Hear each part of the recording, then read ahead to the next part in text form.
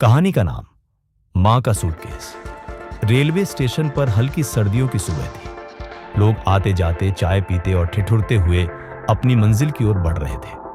तभी एक 60 साल की बूढ़ी औरत पुराने से सूटकेस के साथ एक बेंच पर बैठी दिखाई दी। उसके कपड़े साफ तो थे मगर पुराने। चेहरे पर थकान के साथ साथ एक सुकून भी था। वो बार बार अपने पास रखे सूटकेस को देखती, फिर मोबाइल फोन को। फोन बार बार उसकी हथेली में घूमता, पर किसी को कॉल नहीं कर रही थी। पास में बैठे एक युवक अमित, जो आईटी कंपनी में काम करता था, उसने ये सब देखा। वो कुछ देर तक चुप रहा, फिर धीरे से पूछा, मां जी, कुछ मदद कर सकता हूं? मां मुस्कुराई बोली, नहीं बेटा, बस इंतजार कर रही हूं। मेरा बेटा आ रहा है, 5 साल बाद मिलने आ रहा है। अमित थोड़ा चौंका बोला, अच्छा, वो आपको लेने आ रहा है? हाँ, उसने मुस्कुराकर कहा। अब उसका प्रमोशन हुआ है, नई कार ली है। बोला था अब मां को गांव में नहीं रखना है, शहर में मेरे साथ रहोगे। अब मैं तुम्हें वही खाना बनवाऊंगा जो तुम मुझे बचपन में खिलाती। इतना कहते कहते मां की आंखें भर आई। अमित चुपचाप सुनता रहा। मां ने फिर कहा, देखो ये सूटकेस, इसमें मेरी सारी दुनिया है। 2 जोड़ी साड़ी, तेरे पापा की फोटो, भगवान की छोटी सी मूर्ति और वो स्वेटर जो मैंने अपने बेटे के लिए बुना था। अभी भी उसकी खुशबू वैसी ही है। अमित को अब कुछ अजीब लगने लगा। काफी समय बीत गया, 2 ट्रेनें आकर जा चुकी थी, पर मां का बेटा नहीं आया। अमित ने धीरे से पूछा, आपके बेटे का नाम क्या है मां जी?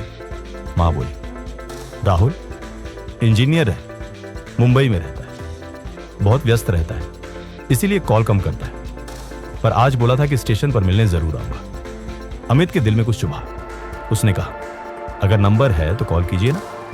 मां हंस दी। कॉल किया था बेटा, उठाया नहीं, शायद ऑफिस में हो।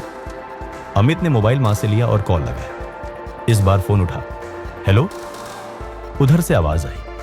अमित ने कहा, नमस्ते, मैं रेलवे स्टेशन से बोल रहा हूं, आपकी मां यहां आपका इंतजार कर रही है।